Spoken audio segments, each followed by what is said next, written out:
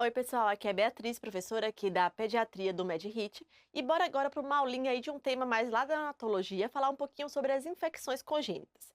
Dentro desse bolão aí de infecções congênitas, as principais que vocês devem saber para as provas são essas 5 aqui: a toxoplasmose, rubéola, CMV, herpes e sífilis.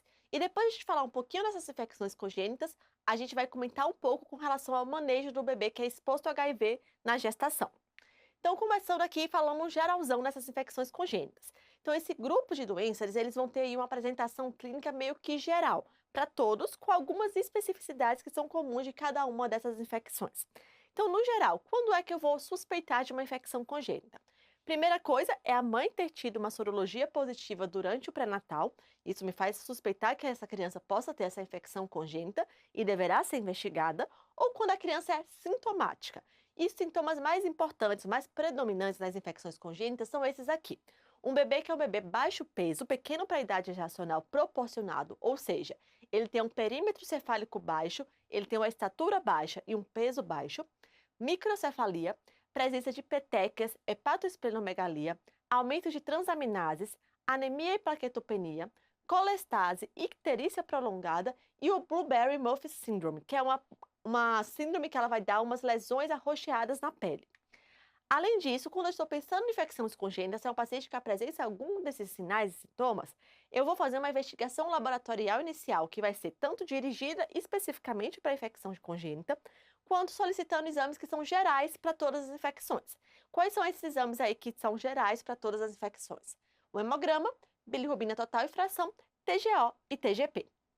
Agora falando das infecções propriamente ditas. Começando com a toxoplasmose congênita. Na verdade, antes de falar aqui sobre a toxoplasmose, um conceito aí que é válido para vocês. Sempre que a gente está diante de uma infecção congênita, a gente vai ter a noção que a maioria delas vai ser assintomática ao nascimento. Então, eu não vou esperar aparecer aqui esses sinais e sintomas para todas as minhas crianças com infecções congênitas. Na maioria das vezes, elas vão ser assintomáticas. Porém, nas provas, para facilitar aí a resposta, facilitar a vida de vocês, eles vão trazer quadros sintomáticos e com sintomas que são muito característicos daquela infecção congênita, como, por exemplo, a toxoplasmose congênita. O que é de achado característico dessa doença? A presença de corioretinite, que vai ser aí a principal apresentação e principal sequela da toxoplasmose congênita, presença de calcificações intracerebrais disseminadas e proteinorraquia. Então, é um bebê que, quando você coletar o líquido, ele vai ter uma quantidade absurda de proteína no líquido, podendo ser maior que 1 grama por decilitro. Aqui, para vocês lembrarem, só um mnemônico para a gente lembrar aí da nossa apresentação principal: corioretinite, calcificações intracerebrais. Então, lembrar de COCA, córeo e calcificações. Quando a gente fala de toxocongênita, a gente vai avaliar durante nossa investigação como foi o status sorológico da mãe durante a gestação, para eu saber se é uma toxo gestacional que foi comprovada na gestação, uma toxo gestacional que é provável ou uma toxo gestacional possível. Eu considero uma toxo gestacional comprovada quando eu vejo na gestação que teve uma soroconversão de um IgM negativo para um IgM positivo, ou quando essa mãe ela fez uma amniocetese e tem um PCR positivo para tóxico aí no líquido amniótico. Além disso, se o bebê tiver um teste do pezinho positivo. Lembrar que agora a toxicogênita faz parte da triagem neonatal do teste do pezinho. Lá no teste do pezinho, eles vão dosar o IgM para tóxico do bebê. IgM no bebê positivo é igual ao toxoplasmose. Então, a gente tem dois tipos aí de anticorpos. O IgG não passa a placenta. Na verdade, o IgG, desculpa, ele passa a placenta, então o bebê pode ter o IgG positivo só por ser da mãe, mas o IgM não passa. Então, se o bebê tem IgM positivo, é porque foi produção própria e esse bebê tem tóxico congênita. Quando eu tenho uma tóxico gestacional comprovada, eu já vou iniciar meu tratamento de cara, daqui a pouco eu falo do tratamento, vou coletar exames completos. E o que são exames completos? Sorologia para tóxico do bebê e da mãe, fundo de olho, pensando aí na corioretinite, ultrassom transfontanela e TC de crânio, pensando na calcificação, líquor, pensando na proteinorraquia e bera. Então, bera, que é o potencial evocado de tronco cefálico, sempre vai estar presente aí na investigação de todas as infecções congênitas. Além desses exames aqui, vou pedir lá aquele geralzão de hemograma, proteína total fração, TGO e TGP. Agora, quando é que eu vou ver que é uma toxo gestacional provável? Quando a mãe é IgM positivo e IgG positivo de baixa avidez, ou seja, ela contraiu essa toxo ainda na gestação. Nesses bebês, como o risco do bebê ter pego a toxo também é alto, eu também já inicio o tratamento e já solicito os exames completos. Já a toxo gestacional possível É aquela mãe que tem um GG positivo, com alta avidez, com mais de 12 semanas de gestação. Ou seja, é aquela mãe que tem um GG que está aí há muito tempo e que ele tem uma possibilidade de ter sido adquirido antes da mãe estar grávida. Então, nesses bebês, eu não vou iniciar o meu tratamento logo de cara. Eu vou solicitar a sorologia do bebê para ver se ele tem um IgM positivo, vou pedir fundos de olho para ver se tem sinais de corioretinite e vou pedir a ultrassom transfontanela para ver se tem sinais aí de calcificação. Se esses exames, algum desses exames estiver alterado, realmente eu tenho um risco aí maior de tóxico. Então eu vou iniciar meu tratamento e vou completar minha investigação. Caso esses exames vierem normais, eu vou ficar acompanhando a sorologia desse bebê para ver se ele vai reativar essa tóxica em algum momento. Agora falando aí do tratamento. As medicações de tratamento de tóxico congênita são tal quais a gente usa lá para a mãe na gestação. É sulfadiazina, pirimetamina e ácido folínico que eu vou fazer durante um ano. Então a criança vai fazer o seu tratamento até um ano de vida. Além disso, eu posso associar corticoide nesses pacientes quando eles têm achados de corioretinite ou uma proteína raquia maior que 1 grama. Agora, passando para outra infecção congênita, vamos falar aí da rubéola congênita, que é uma infecção aí que é bem menos prevalente. E é uma infecção que sua apresentação clínica principal é a cardiopatia congênita e catarata congênita. Então, meu mnemônico aqui vai ser o mnemônico CACA. Por que esse CACA também? Para vocês lembrarem que a rubéola congênita é uma infecção congênita que é uma CACA. A criança fica muito mal. Então, realmente é uma infecção aqui bem grave, que vai dar cardiopatia e catarata congênita, sendo que as cardiopatias mais comuns desses pacientes é a estenose pulmonar ou a persistência no canal arterial.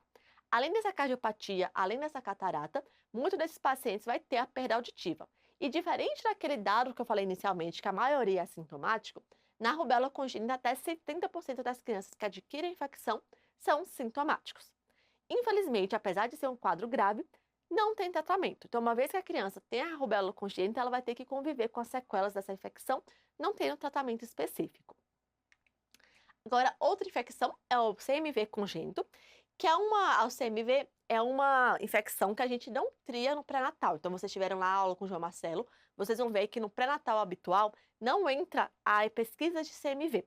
Mas o CMV, ele, infelizmente, pode levar a um quadro de infecção congênita, sendo que sua apresentação principal é a presença de surdez neurosensorial, que vai ser sua principal sequela, calcificação periventricular e atraso do desenvolvimento neuropsicomotor. E aqui uma dica para vocês levarem para a prova. Enquanto lá na toxoplasmose eu tenho calcificação intracerebral disseminada, no CMV congênito eu vou ter calcificação periventricular. Prestar atenção nesse local da calcificação, que isso aí é uma dica muito boa que costuma cair em prova. Um mnemônico para vocês lembrarem aí do CMV, lembrar que no CMV você me vê, mas você não me ouve. Então, a principal sequela é a surdez neurosensorial. A minha investigação desses pacientes vai ser com a realização de PCR para CMV na urina, com a criança até 3 semanas de vida. Mas por que, Bia, eu tenho que fazer com isso até 3 semanas de vida? Porque CMV é uma infecção que é muito prevalente no nosso meio e muito fácil da criança adquirir. Então, se eu pegar um bebê aí de 5 semanas de vida e fazer um CMV na urina, pode ser simplesmente que ele tenha adquirido esse CMV no seu ambiente. E tá tudo bem, ele não vai ter aí sequelas de surdez, não vai ter calcificação. Então, fazer os PCR do CMV menos de 3 semanas de vida me garante que esse CMV foi adquirido intraútero, tá bom? Tratamento. Se o bebê é assintomático, eu não vou tratar só por ele ter um CMV positivo. Eu só vou seguir esse bebê. Agora, se é um paciente sintomático grave, então uma surdez importante, alterações intracerebrais importantes, eu vou iniciar o tratamento. E eu tenho 2 formas de fazer esse tratamento. Posso fazer com ganciclovir por 6 semanas, lembrando que o ganciclovir só é endovenoso, então o bebê fica internado por 6 semanas para tratar. Ou eu vou fazer com valganciclovir via oral por 6 meses, tá bom? E lembrar que desses 2 aqui, o que a gente tem mais prevalente é o ganciclovir para se fazer. Agora, outra infecção congênita que é um pouco menos comum de cair na prova, mas que é importante vocês saberem, é a herpes congênita. Então, herpes, a gente sabe que existem 2 tipos de herpes vírus. Tem o herpes vírus tipo 1, que geralmente leva aí lesões em face, e o herpes vírus tipo 2, que geralmente afeta a área genital.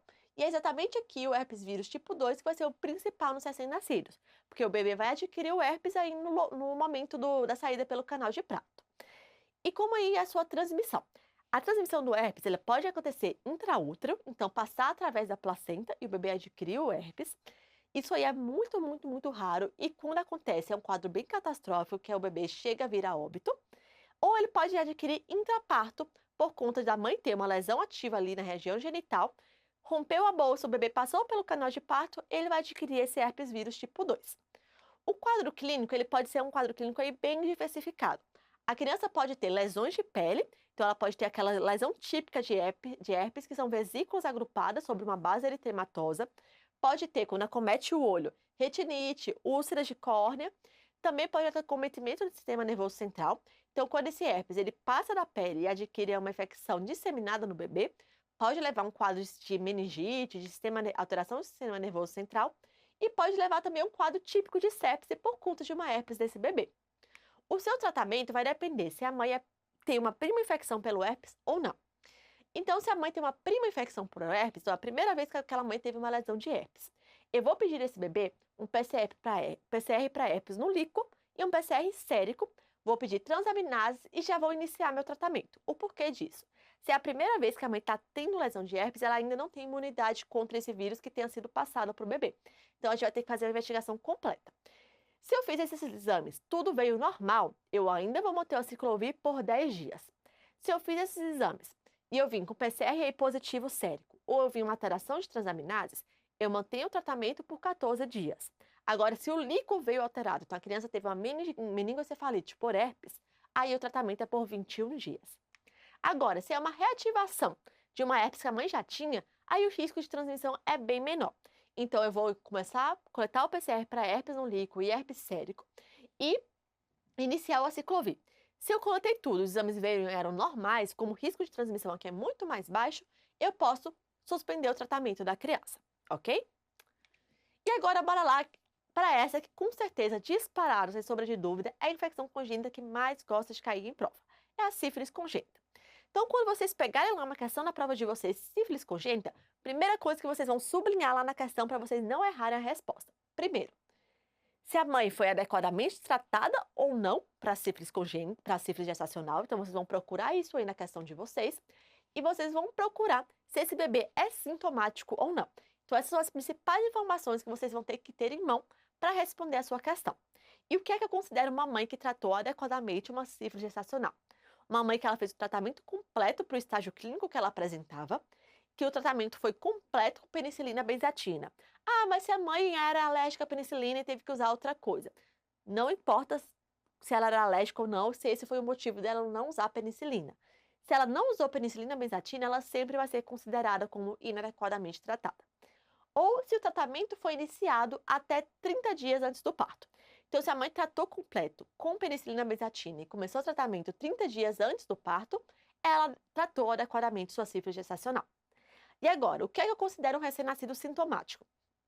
É um recém-nascido que tem aqueles achados gerais de infecção congênita que eu falei no começo da aula, ou se ele tem alguns achados que são aí mais específicos da sífilis congênita, como, por exemplo, rinite sifilítica, que é o achado disparado que mais gosta de cair na prova, exantema, pseudoparalisia de Parroux, que vai ser descrito na questão para vocês, com uma criança que fica com o membro imobilizado, que ela sente dor, ela fica incomodada quando mexe naquele membro, ou uma periostite.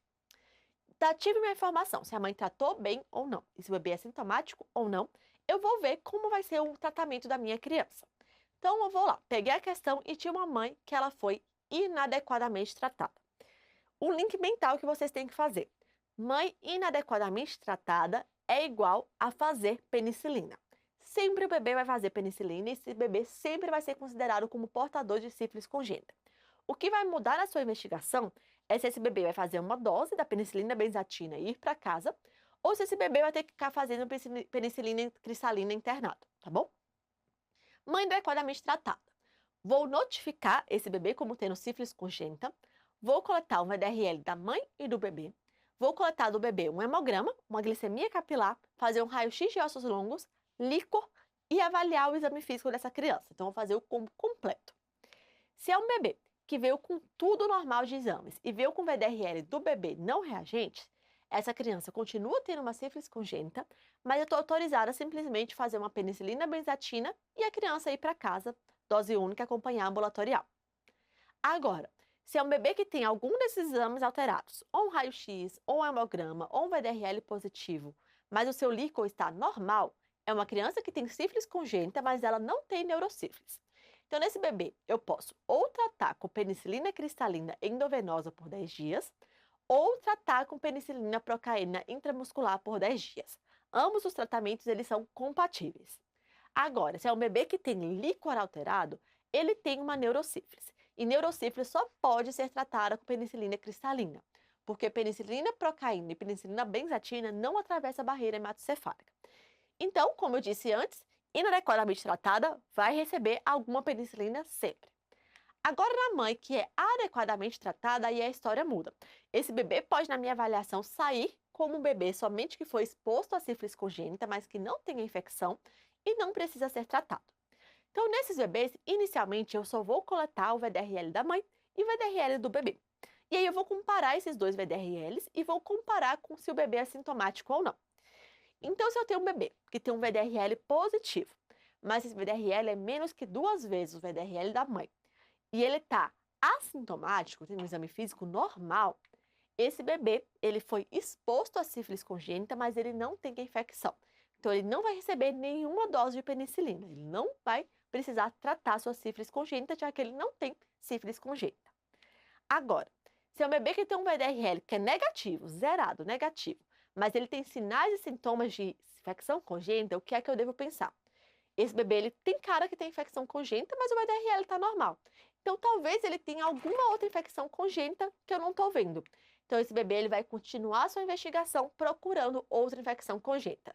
Essa aqui é o mnemônio que a gente usa lá nas infecções congênitas, o TORCHES, que é toxoplasmose, rubéola, CMV, herpes e zika vírus. Herpes, sífilis e zika vírus, tá bom? Agora, se eu tenho um VDRL que é menor que 2 vezes o materno, então eu tenho um VDRL positivo, pouco positivo, mas positivo, e a criança é sintomática, aí ela perdeu. Se ela tem sintomas e tem um VDRL positivo, mesmo que baixo, essa criança tem sífilis congênita, ela vai ser notificada para sífilis congênita e eu vou lá coletar todos aqueles exames, hemograma, líquor e raio-x de ossos longos, para ver se essa criança pode ficar com uma penicilina procaína ou obrigatoriamente ela tem que fazer uma penicilina cristalina se foi aí um líquor alterado. Agora, se é uma mãe, se é um bebê que tem um VDRL que é pelo menos 2 vezes maior que o da mãe, independente se o bebê está assintomático, por seu VDRL estar muito alto, ele vai ter que ser tratado como uma sífilis congênita. Então, você vai notificar a sífilis congênita, vai colher os exames e vai decidir se você vai fazer penicilina procaína ou cristalina, tá? Esses bebês que têm sífilis congênita, eles podem acompanhar, podem e devem acompanhar somente na UBS. Não tem necessidade de você encaminhar para acompanhamento com o infectologista. Então, esses bebês eles vão fazer um acompanhamento de puericultura basal na UBS, fazendo aqui essas avaliações. Então, o bebê vai fazer o teste não treponêmico, que é o VDRL, com 1, 3, 6, 12 e 18 meses de vida. E vou fazer o teste treponêmico a partir de 18 meses de vida. Por que o teste treponêmico só a partir de 18 meses de vida? Mais uma vez, como eu falei lá atrás, anticorpo IgG passa a placenta. E o teste troponêmico é um IgG. Então, se eu fizer antes de 18 meses, ele vai estar positivo por causa do materno. Eu garanto que esse teste treponêmico é feito pela criança somente quando coletado a partir de 18 meses de vida, que aí não vai ter interferência do IgG materno. Oftalmologista tem que acompanhar semestral por 2 anos, fazer avaliação audiológica semestral por 2 anos, avaliação neurológica semestral por 2 anos, e se a criança ela teve neurosífilis, você vai ter que coletar esse líquido a cada 6 meses até a normalização do líquido. E por fim, aqui na nossa aula, o que não é uma infecção congênita, mas faz parte dessa parte de infecções adquiridas no momento do parto, é o HIV. E vale a pena a gente discutir um pouquinho aí qual vai ser o nosso manejo na transmissão vertical desse vírus. Então, o que é que eu devo fazer? Mãe HIV positivo. Sempre com 34 a 35 semanas de gestação, ela vai coletar uma carga viral para a gente decidir como é que vai ser no momento do parto dessa mãe. Coletei a carga viral. A carga viral é maior que 1000, ou essa mãe tem uma carga viral desconhecida, porque ela nunca coletou, esse bebê vai ter que nascer de parto cesáreo empelicado com 38 semanas e a mãe vai receber o AZT, que é a azidovudina, sendo que a infusão da azidovudina começa no início da cesárea e acaba no momento que campeia o cordão umbilical. E o que seria esse parto cesáreo empelicado? Você vai tentar tirar o bebê da barriga da mãe ainda envolto do líquido amniótico, da bolsa amniótica, para você tentar diminuir o contato do vírus com a criança. Agora, se é uma mãe que coletou a carga viral e ela é positiva, mas menor que 1000, Eu vou fazer uma indicação obstétrica, então o obstetra que vai decidir se pode ser por via vaginal ou por cesárea, mas essa mãe obrigatoriamente vai ter que fazer a zidovudina no momento do parto. Se for parto cesáreo, vai começar 3 horas antes da cesárea, desculpa, antes eu falei errado, mas começa 3 horas antes da cesárea e mantém até o clampeamento do cordão umbilical. E se for parto vaginal, entrou em trabalho de parto, entra a zidovudina e fica até o momento do clampeamento do cordão umbilical. Agora, se a mãe que coletou a carga viral e a carga viral é indetectável, indicação obstétrica e não preciso fazer zidovudina. Você indicou lá o seu parto e o bebê nasceu. Quais vão ser os cuidados com esse bebê na sala de parto? Primeira coisa, tem que ser clampeamento imediato do cordão. Vocês aí que estão estudando bastante, vocês podem ter lido aí até umas referências da FEBRASO, que é a Federação Brasileira de Ginecologia e Obstetrícia, em conjunto com a SBP, que eles falam que se a mãe tiver uma carga viral indetectável, você não precisa fazer clampeamento imediato. Mas se a gente for avaliar pelo Ministério da Saúde, que teve aí um documento novo, lançado em 2023, eles continuam botando clampeamento imediato do cordão, independente da carga viral da mãe. Além disso, esse bebê nasceu, eu vou tentar dar nele, se o bebê estiver estável, obviamente, um banho em água corrente para tirar toda aquela secreção materna que está naquele bebê e limpar esse bebê com compressas macias. Caso eu precise muito aspirar a via aérea desse bebê, aspirar com muita delicadeza para evitar lesão de mucosa e contato com sangue materno. Vou também aspirar conteúdo gástrico, só se muito, muito, muito necessário. E isso aqui de extrema, extrema importância, contraindicar aleitamento materno. São poucas coisas que a gente contraindica de forma absoluta o aleitamento materno, e uma delas é o HIV positivo. Então, essa mãe tem que chegar no momento do parto sabendo que ela não vai poder amamentar de jeito nenhum, tá? Além disso, esse bebê tem que ser exposto como criança, notificado como criança exposta ao HIV. Agora, eu não posso dizer que essa criança tem HIV, eu só vou notificar que ela foi exposta a esse vírus. E como fica aí minha parte medicamentosa desse bebê? Qual vai ser meu manejo terapêutico? De preferência, eu tenho que iniciar as medicações profiláticas até 4 horas de vida. Então, a mãe chegou lá na sala de parto, chegou lá no pronto-socorro, em trabalho de parto. Você sabe que vai nascer um bebê de mãe exposta, de mãe HIV positivo, a farmácia já tem que estar avisada para preparar a medicação do bebê, porque nasceu, já tem que fazer a medicação de profilaxia. E aí a profilaxia vai depender se esse bebê é um bebê de alto risco para adquirir o HIV ou não. O que é que eu considero um bebê de alto risco? Uma mãe que não fez pré-natal, uma mãe que não usou a terapia antirretroviral na gestação, que não recebeu a profilaxia no momento do parto quando indicada, ou uma mãe que iniciou a terapia antirretroviral a partir da segunda metade de gestação, uma mãe que teve uma infecção aguda por HIV no momento da gestação ou durante o aleitamento do bebê, se é uma mãe que tem uma carga viral desconhecida no terceiro trimestre, ou menor que 1.000, ou, desculpa, uma carga viral detectável no terceiro trimestre ou desconhecida, um teste rápido positivo na maternidade, então a mãe não sabia que era HIV, chegou na maternidade, ela sempre coleta um teste rápido de HIV. Veio positivo, bebê alto risco. E aí eu fico como fazendo um bebê de alto risco. Se é um bebê que nasceu de 37 semanas de idade gestacional ou mais, eu vou fazer o meu esquema tríplice: zidovudina, lamivudina, raltegravir por 28 dias. Se nasceu entre 34 e 37 semanas, vai ser zidovudina, lamivudina por 28 dias e niverapina por 14 dias. Se é um bebê que tem menos de 34 semanas, somente zidovudina por 28 dias. Já a mãe de baixo risco é aquela mãe que fez tudo direitinho na gestação. Então, foi o bebê que nasceu aí com uma terapia, que a mãe fez a terapia antirretroviral na gestação, começou o tratamento com menos da metade aí da gestação, antes da segunda metade da gestação, fez o tratamento direitinho, sem falhas na adesão, teve uma carga indetectável a partir de 28 semanas e não teve falha na adesão, como falei anteriormente. Bebês de baixo risco, profilaxia somente com zidovudina por 28 dias, tá bom? Aí chega aquela situação. É um bebê que é filho de mãe HIV e foi fora de sala de parto. E chega para você no pronto-socorro falando, a mãe falando: eu sou HIV positivo e meu bebê amamentou. O que é que você vai fazer? Primeira coisa, interromper imediatamente a amamentação. Parou ali, não pode mais amamentar. E vou coletar a carga viral do bebê. Não posso coletar a sorologia do bebê porque a sorologia vai vir positiva por conta dos anticorpos da mãe que passaram. Então, eu vou coletar a carga viral dessa criança e vou iniciar minha profilaxia pós-exposição, que aqui também vai ser com zidovudina, lamivudina e raltegravir, usando por 28 dias, sendo que essa profilaxia ela tem que ser iniciada até 72 horas após a exposição ao leite materno infectado, tá bom? Então, pessoal, essa foi a nossa revisão de infecções congênitas e de transmissão vertical de HIV. Espero que vocês tenham aproveitado. Bons estudos e nos vemos aí nas próximas aulas.